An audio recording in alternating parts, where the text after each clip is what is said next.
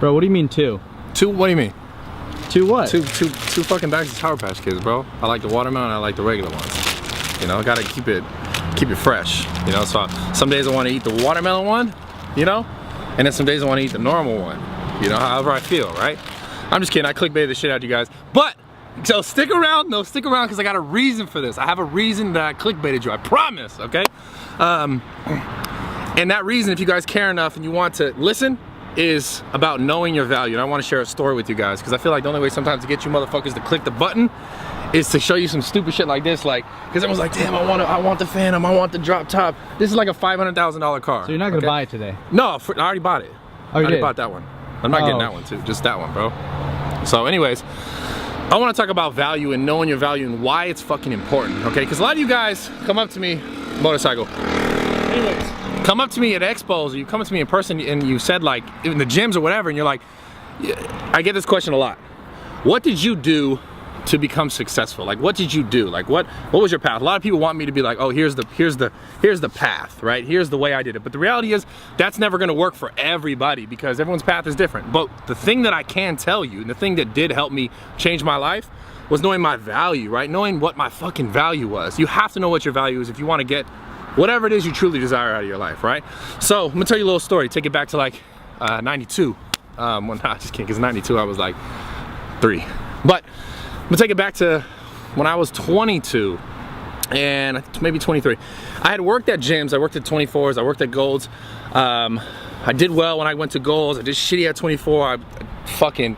I did 1,000 like, what is it called, TOs at the time, or you take someone and you try and like get them to sell them training and they didn't want to buy it because the location I was in was shit. Anyways, worked at Golds, did great, got a girlfriend, let that girlfriend kind of control my life as far as like, and I say I let that person control my life because I had the power to change it, and I didn't realize that till later. But this is what this is about. I gave a person so much power that I started like chipping away at my life and trying to change a lot of things to make that person happy. And I realized that like, that was the worst thing I could have done, right? Because I got myself into a situation where I went from making good money as a trainer, working at Golds, doing boot camps, doing all this stuff on like the outside, to making no money because I was trying to change my life for someone else. Again, coming back to value, knowing what your value is. What that did to me was it put me in a place in my life where I went from making, I think I was like doing good at this point, like I think it was 24 at this point, making like $8,000 a month, like, and it was like cash because I was a trainer. A lot of it was outside clients, and I was working at parks, and I was hustling, I was driving there, I was going here, I was doing everything, right? But I lost all that because I had a girl that was like, yo, you gotta change your life, you gotta do this for me, and you gotta, not really necessarily change my life, it's more like, don't train this person, don't train that person, because I feel like you're doing inappropriate things. So I was like, I don't need that client, I don't need that client. Got to the point where I had no clients. I had one client, and it was a dude who was homosexual, right? And the dude was a good dude, he was a real estate guy, but she got down to the point where she was even like, you're having sex with your gay client. I was like, yo, this just blew my fucking mind, right? Blew my mind, right? At the end of the day, I learned, long story short, that it was never about that, right? I got myself to a point where I had decent money as an individual to making no money because I cut everything out because I tried to make myself better for this woman in my life. Now, why I'm saying this and why I'm sharing this story with you is that I got to a point where I needed anything I could get. I was living in my fucking car. I fucking had a Ford step-side Ranger. I'm not pointing at it right now because yeah, it's not that. I mean, I wish it was that. That should have been popping with the wildwood. That should have been lit. I would have been in there. No problem. I had a Ford. It's actually a Ranger. Actually, that was a Ranger. That's why I'm pointing at it. I thought you were just fucking with that. No, anyways, actually. So it was, but it was a smaller Ranger that had, it was a flare side. So it had like the little flare side that went in. And anyways, the point is, I got to a point in my life where I needed clients. Any client I can get because I needed money to pay, to get a place to live, to eat food, to pay, like, to be a normal person, I guess you would say, to eat and someplace to sleep, right? And what happened was I started soliciting my training again because I knew I was good at that.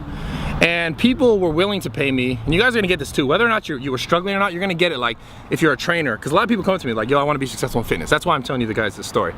And to be a trainer, you have to set a value. You have to know that, like, hey, this is my value, right? Because if you don't, then if you tell someone, hey, look, this is free, then they're not gonna see the real value in it, right?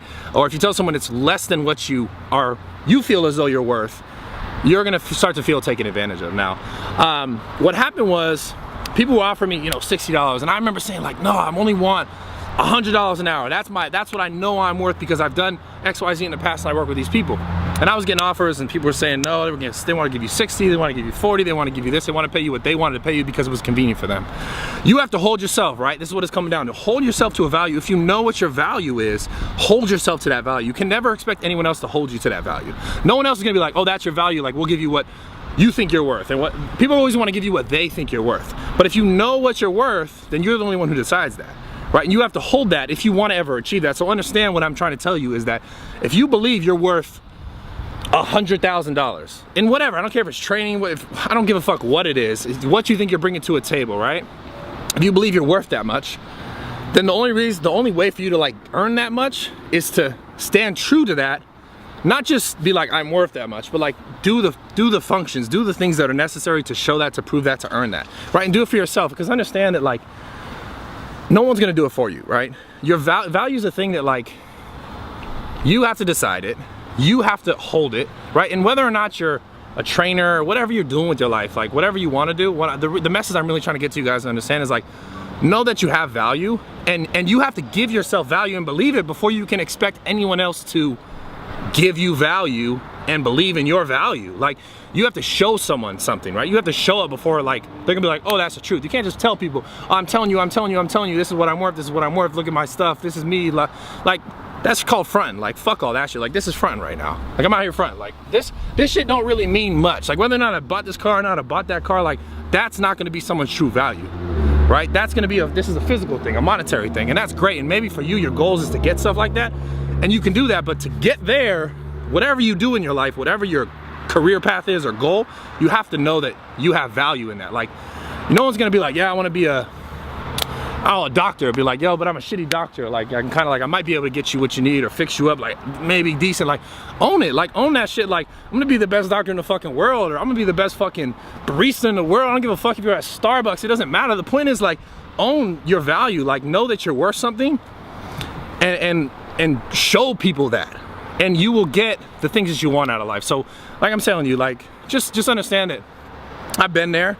I shared that little story with you, and I'm in a place in my life now where it's like it's different, and a lot of it is in part because you guys sit on the other side of that camera and you're like, you watch my stuff, you watch my videos, you say like, I see the value in the things that he's saying, or I've been able to like listen to what he said, or like apply what he did in the gym, whatever, and I got some bigger arms, or apply what he said about life and made me look at life a little bit differently. Like that's all value. You guys all have that inside of yourself, just it will come out in different ways. Like damn, it makes me want to talk about passion. Kind of makes, I'll do another video about passion, but it's gonna come down to that. Like, and if you guys don't know what your value is, seriously, like I would sit down and I would think about what are the thoughts that you have all throughout the day. We got some new light. This is cool. It's blinding me a little bit though. Music video. It is now a music video. Here, like, you know, yeah, I gotta like do this. You know, it's now a music video. But so anyways, get back to this though. So the point is like, if you're still trying to figure out what your value is, think about the thing that you think about the most all throughout the day. Yeah, oh, perfect. Think about the things that you think about the most all throughout the day, okay? That's gonna be like towards where you see your value being in life, right? There's something, I guarantee there's something that you think about all the way, and like Pornhub doesn't count, okay? You can't just be fucking Pornhub. You can't be like, I think about Pornhub all the time, bro. Like I'm on my phone, I'm trying to, in the bathroom, and then at work, like in the bathroom. Like, don't worry, I understand, winky face. But you guys gotta realize, like, if you want to get shit out of your life, like I don't give a fuck what it is. You want to be a billionaire, you want to be a millionaire, you want to own a cool car, you want to have a nice house, you have to figure out a way to obviously make money, right? And to make money, if you go at it the right way, it's gonna be because you have a value for whatever it is. Like I said, the best doctor, the best this, the best that, the best barista, doesn't matter. I feel like I'm fucking shielding, like, yeah, just stop. Just stop, but it's blinding me, bro. Yeah, but it looks good on the camera. Oh shit. It looks cool? Yeah. Anyways, I just want to say I love you guys. I appreciate the support. If you like the style video, give it a thumbs up. I'm sorry I clickbaited you. I mean, these cars are real pretty. Get the keys though. This one's mine. All right. Yeah. That one had. Damn, I was about to. I don't even gonna. Oh, I'm not gonna do it. It's so pretty out. But look, seriously, guys. Whatever you want to do with your life, whatever you care about, whatever you're passionate about, know that you have value. And if you don't know what it is, start to search for it, start to look for it, because I guarantee you it's there. And it's gonna come down to the thing that you think about all the time. Like what's on your brain all the time. Finding that value, honing that value, showing that value to the world in some way, and you'll be successful. You have to really care about what you're doing. Okay, so I love you guys. I appreciate the support. I'm out. Those are actually my Sour Patch Kids. They really are. Yeah, but the cars, nah, that was a clickbait, bro.